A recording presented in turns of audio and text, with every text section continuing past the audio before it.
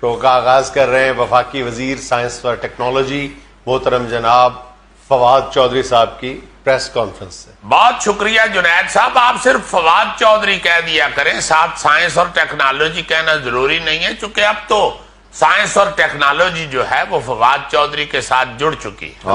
آپ کسی مشین کو غور سے دیکھیں, آپ کو اس میں سے فواد چودھری کی فوٹو نظر آئے گی. کسی ایجاد کی طرف دیکھیں, اس کے پیچھے آپ کو فواد چودھری کا ہاتھ نظر آئے گا. اب تو جنید صاحب سائنس کے اسٹوڈنٹ کلاس میں گا رہے ہوتے ہیں, جس طرف آنکھ اٹھاؤں تیری تصویراں ہے. سر مال روڈ پہ میں نے بھی دیکھی آپ کی تصویریں بڑی. بہت شکریہ, بہت شکریہ.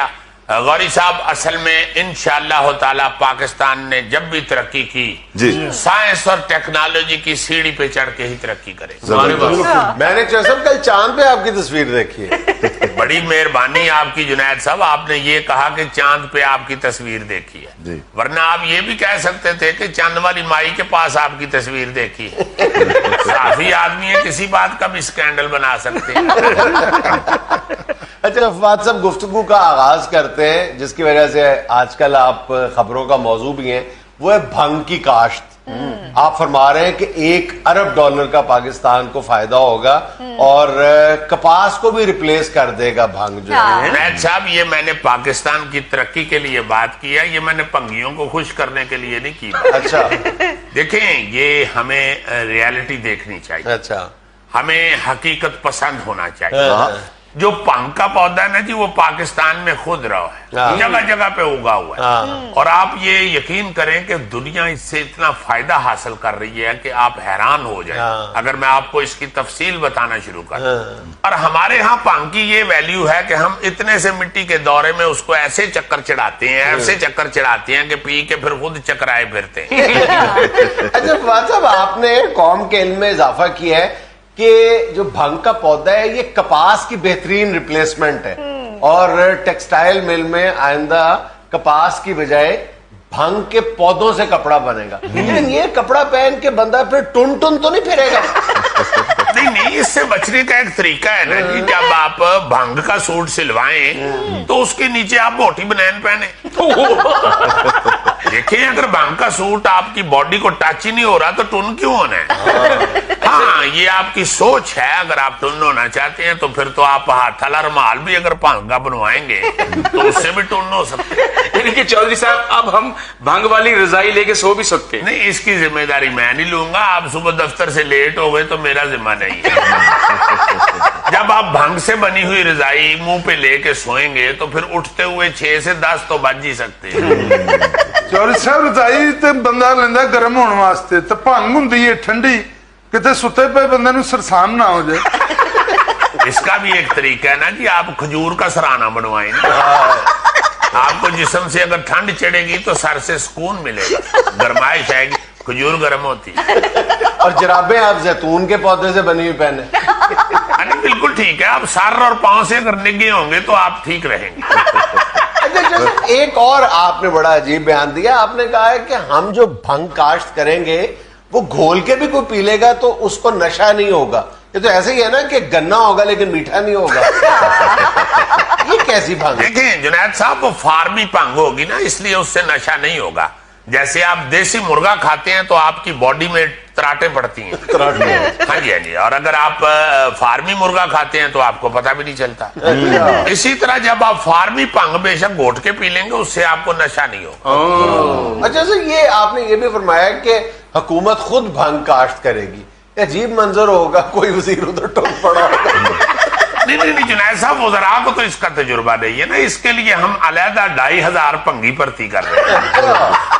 جی جی, تو وہ 2500 بھنگی تو ساری فصل خود پی جائیں گے. نہیں جنید صاحب, اس کا بندوبست کیا ہے نا, ان 2500 کو ایک ایک پیالہ پلا کے سلا دیں گے. اس کے بعد 2500 اور بھرتی کرنا ہے, وہ کام کرتا رہے گا. لو جی چودھری صاحب, 1 کروڑ نوکریاں چو 5000 نوکریاں تو یہ ہو گئی ہیں جی. دیکھیں, نوکریاں تو نکلتی رہیں گی. جب دیکھیں آپ کوئی نیا ڈپارٹمنٹ بناتے ہیں تو اس کا بعد میں آپ کو مزید بہت کچھ پتا چلتا ہے. بہت سے اور راستے نکلیں گے جنید صاحب. With excuse on the serious note आप देखिएगा कि इस वजह से बड़ी तरक्की होगी मुल्क में और बहुत सी नई इजादात इंशाल्लाह हमारा महकमा करेगा। जैसे देखिए 2 महकमों में तो पहले ही हमारे यहाँ भंग का खासा इस्तेमाल हो रहा है। PIA के जहाज भंग के आदी हैं और पाकिस्तान रेलवे की ट्रेनें। जुनैद साहब, आपका ये ख्याल है कि सिर्फ इन 2 महकमों में भंग का इस्तेमाल हो रहा है? कोई भी महकमा ऐसा नहीं जहां भंग इस्तेमाल नहीं हो रही। आप पुलिस ले लें, आप CDA ले लें, LDA ले लें, एजुकेशन ले लें, वासा ले लें, वापडा ले लें, जहां भी जाएंगे आपको भंग कहीं ना कहीं जरूर नजर आएगी। आम कारोबारी लोग जो हैं वो थोड़ा भंग का इस्तेमाल करते हैं। आपसे कोई उधार लेने आता है, बगैर पैसे लिए उठता ही नहीं। जब आप उससे पैसे लेने जाते हैं तो आगे से हंस के दिखा देते हैं। ये सारी भंग की निशानी है। अच्छा, सुबह 1 बजे तक मार्केटें नहीं खुलती हैं, रात को 2:30 बजे तक दुकानें खोल के बैठे होते हैं। ये भंग नहीं तो और क्या है? सर इस पे आप रिसर्च करेंगे? सुना है कि बांदर नू भंग पिया दो तो बड़ियां आइटमां करदा हो। देखिए गौरी साहब, पहली बात तो ये है कि भंग साइंस और टेक्नोलॉजी में नहीं आता। उसे जब लेके आए पटोसी मार के बाहर निकल जाता। दूसरी बात यह है कि हर काम हुकूमत पे ना छोड़े। आपका बांदर है, आप खुद उसका ख्याल करें। क्योंकि कल कला को आपने ही फखर से कहना है कि हुण ते मेरा बांदर कॉलेज जान लग पिया। अच्छा सर, आपने अवाम को एक और खुशखबरी भी सुनाई है कि इस साल के एंड तक इलेक्ट्रिक बसें भी आ जाएंगी। वाह जी, देखें, बस कोई चलाएगा तो वो आ जाएगी। बस एक ऐसी चीज है कि उसको चला के लाएं तो वो आ जाती है। वैसे ये जो इलेक्ट्रिक बसों की मैंने बात की है, देखिए सिर्फ पाकिस्तान ही नहीं, पूरी दुनिया जो है वो इलेक्ट्रिक ट्रांसपोर्ट की तरफ जा रही है। पेट्रोल जो है वो आहिस्ता आहिस्ता खत्म होता जा रहा है। वैसे भी देखें, जितनी देर तक आपके पूरी दुनिया के साथ ताल्लुकात हैं उतनी देर तक आपको पेट्रोल की सहूलत है। जरा से ताल्लुकात खराब होते हैं तो आपको पेट्रोल की तरफ से जान के लाले पड़ जाते। बिल्कुल। इसलिए मेरा ख्याल है जब तक हम इलेक्ट्रिक ट्रांसपोर्ट की तरफ नहीं जाएंगे हम सुखी नहीं रह सकते। और फिर जुनैद साहब, ये इलेक्ट्रिक बसों का बड़ा फायदा है, इसका टापा गर्म नहीं होता। आप इसके टापे पे भी 3-4 सवारियां बिठा सकते हैं। अभी जो पेट्रोल बस है उसके टापे पे तो सिर्फ ड्राइवर की फूफी का बेटा बैठता है। जिस सवारी ने टिकट ली हो वो नहीं बैठता, वो कहते हैं टापा गर्म है भाई जी, मैंने टिकट लिया। तो सिर्फ ऐसा सिस्टम लेके आए ना कि जो बंदा इलेक्ट्रिक बस में बगैर टिकट के बैठे, वो बैठे तो उसको करंट पड़े। ये तो पड़ेगा। देखिए, जब इलेक्ट्रिक बस है तो उसमें से करंट तो पड़ेगा। ये तो बर्दाश्त करना पड़ेगा। और देखिए एक और बात, आपने देखा होगा कि जो पेट्रोल बसें होती हैं सर्दियों में वो स्टार्ट खड़ी होती हैं लारी अड्डों पे, और उसके सिलेंसर के ऊपर डिप्टी ड्राइवर हाथ सेक रहा होता है। ये इलेक्ट्रिक बस जो है इसके सिलेंसर में से धुआं नहीं निकलेगा, इसलिए कोई उधर बैठ के हाथ नहीं सेके। तो वो सबको ऐसे ही करना पड़ेगा फिर। नहीं, जुनैद साहब उठ के ड्यूटी देंगे, सवारियां बिठाएंगे। ये डिप्टी ड्राइवर जो होता है वो काम चोर होता है, वो पीछे सिलेंसर पे हाथ सेकता रहता है। आप पूरी लेनी है तो उठ के काम करो। भाई साहब, ऐसा तो नहीं कि सड़क पे पानी खड़ा उसमें से इलेक्ट्रिक बस गुजरे तो पता लगे सवारियां अर्थ हो गई हैं। भाई आप किस दौर की बात कर रहे हैं? अब आप देखें, जदीद दौर है, साइंस और टेक्नोलॉजी का दौर है, और आपको ये समझना चाहिए कि अब साइंस और टेक्नोलॉजी फवाद चौधरी के हाथ में, अल्लाह के फजल। आप देखते हैं कि ये टेलीविजन के ऊपर आपको समंदरों के अंदर बनी हुई फिल्में नजर आती हैं। जी जी। उनके क्या कैमरे अर्थ हो जाते हैं? वो मछली के पीछे कैमरा लेके फिर रहे होते हैं, मछली बाजार जा रही है, मछली मेके से वापस आ रही है, मछली का खामद बीमार है, रोटी लेके अस्पताल जा रही है, और आखिर में मछली फ्राई हो गई। जी, उसको अंडे से निकलने से कढ़ाई तक का सारा सफर दिखाते हैं। मेरा मतलब है वहां पे कौन सा कैमरा अर्थ हो जाता है? जी। ये तो दौर और देखिए, उन्होंने सवाल किया है जुल्फी साहब ने, आपने बगैर जुगत किए सवाल का जवाब देना शुरू कर दिया। नहीं, इसमें जुगत वाली कोई बात नहीं जुनैद साहब। जुल्फी को अर्थ का खतरा रहता है, क्योंकि आप कभी भी अर्थ हुआ आई मीन फ्यूज बल्ब देखे ना जी, तो उसे हल्का सा हिलाएं तो आपको अंदर जुल्फी हिलता हुआ नजर आए। फिलामेंट होता है उसका। इसलिए मेरा ख्याल है हर आदमी को हक हासिल है कि वो अपने रिजर्वेशंस का जरूर सवाल करे। इन बसों में वाईफाई भी होगा चौधरी साहब? यार तुम्हारा वाईफाई से क्या ताल्लुक है? ज्यादा से ज्यादा तुम तरबूज लेके बस पे चढ़ते हो। तुमने कौन सा इलेक्ट्रिक तरबूज खरीदने?